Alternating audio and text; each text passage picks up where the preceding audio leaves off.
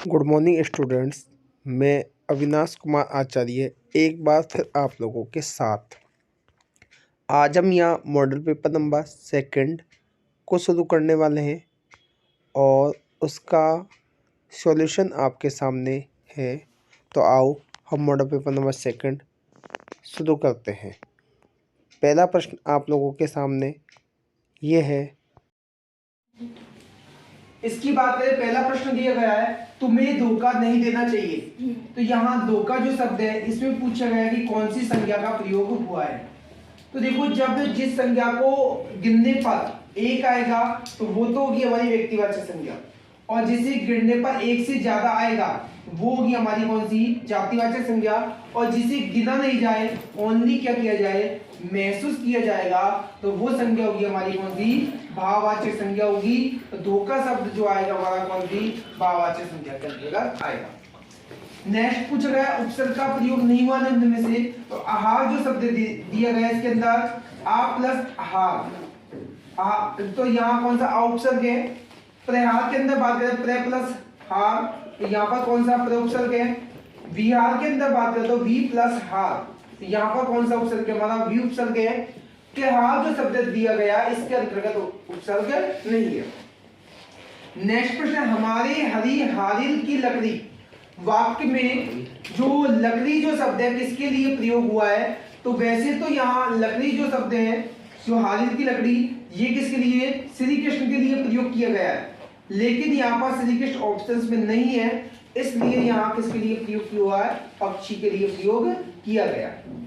Next है, परशुराम ने लक्ष्मण को काल के वश क्यों बताया है। तो परशुराम ने लक्ष्मण को काल के वश इसलिए बताया है क्योंकि वह शिव के धनुष को छोटे छोटे धनुषों के समान बता रहा था, इसलिए। मुरझाकर गिर रही पंक्तियां क्या संदेश दे रही है। तो मुरझाकर गिर रही जो पंक्तियां हमें संदेश दे रही है कि जीवन की क्षणिकता का उत्साह जो कविता है उसको में संबोधित गीत किसके लिए प्रयोग किया गया है। तो उत्साह जो कविता ये किसको, बादल को लेकर संबोधित किया गया है। अगर मान लो ऑप्शन में बादल आपको नहीं मिले तो वहां आपको क्रांतिकारी जो वर्ड है ये भी आपको दिया जा सकता है, इसके लिए भी इसका दूसरे अर्थों में प्रयोग किया गया। फिर नेक्स्ट प्रश्न, लेखिका के पिता शक्की किस कारण से थे, या लेखिका के पिता का स्वभाव शक्की किस कारण से था। तो अपनों के विश्वासघात के कारण लेखिका के पिताजी का जो स्वभाव था वो शक्की स्वभाव था। फिर है मेरी तेरी उसकी बात के लेखक कौन है। तो मेरी तेरी जो उसकी बात है इसके लेखक की बात की जाए तो इसका लेखक है यशपाल। फिर बाल गोविंद भगत के बेटे को मुखाग्नि किसके द्वारा दी गई थी। तो बाल गोविंद भगत के बेटे को मुखाग्नि पतहू के द्वारा दी गई थी।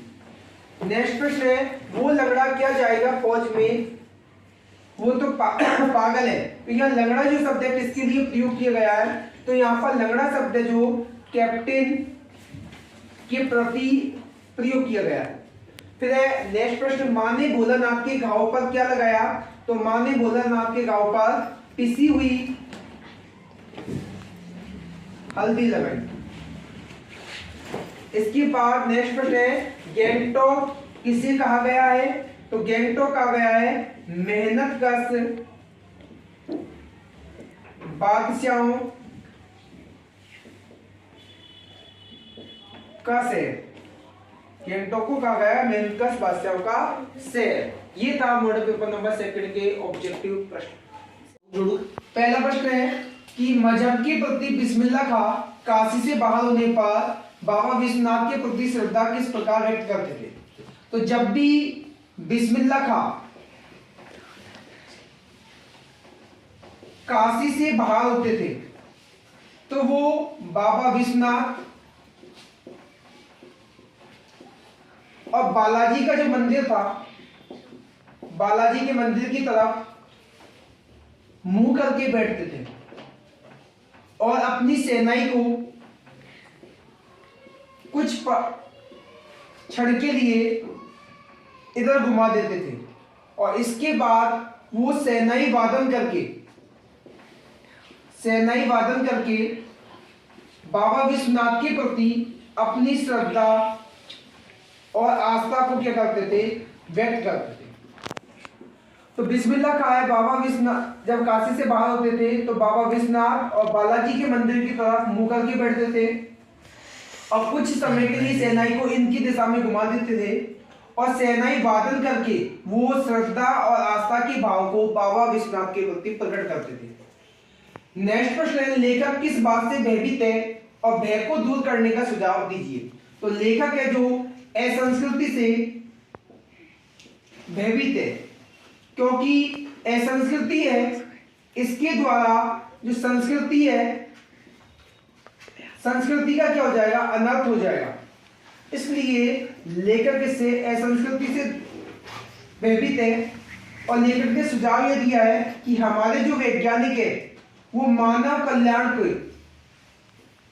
कल्याण के विकास को ध्यान में रख करके कार्य करें और ये जो ये विकास है ये स्वार्थ से हटकर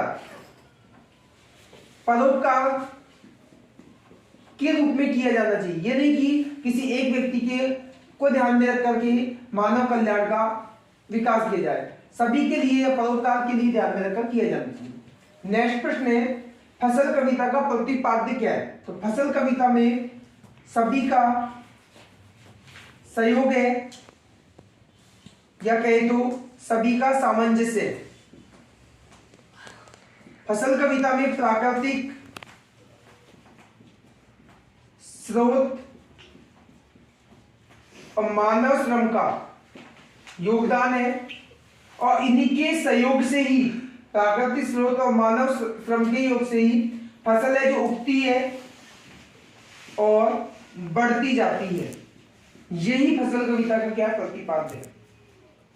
नेक्स्ट प्रश्न है, क्रोध पर विनय और व्यंग्य का क्या प्रभाव पड़ा। राम लक्ष्मण परशुराम संवाद पाठ के आधार पर बताना।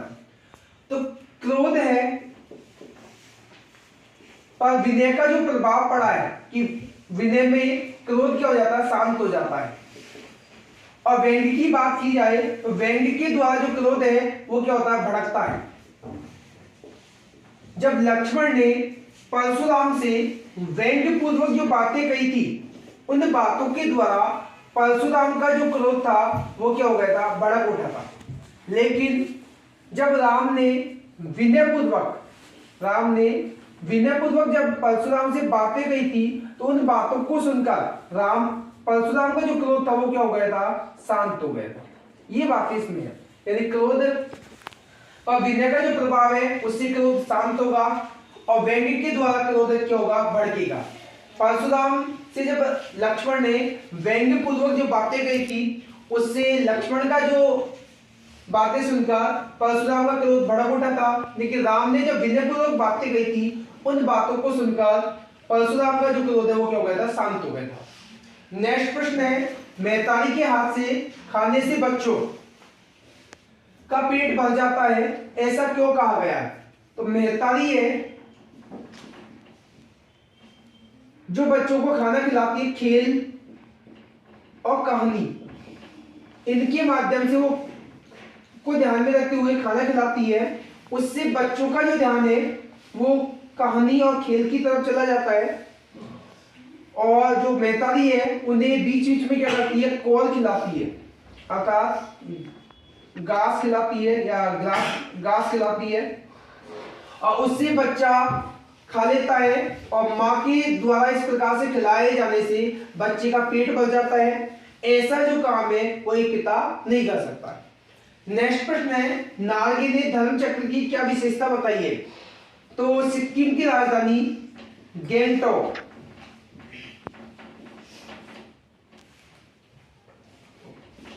में गैंगटॉक की एक कुटिया में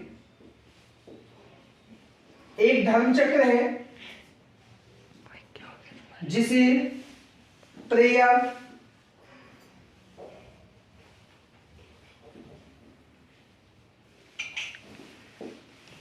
प्रेयर व्हील के नाम से जाना जाता है। और इसकी विशेषता यह है कि इस धर्म चक्र को घुमाने से जितने भी पाप किए हैं वो सारे पाप धुल जाते हैं।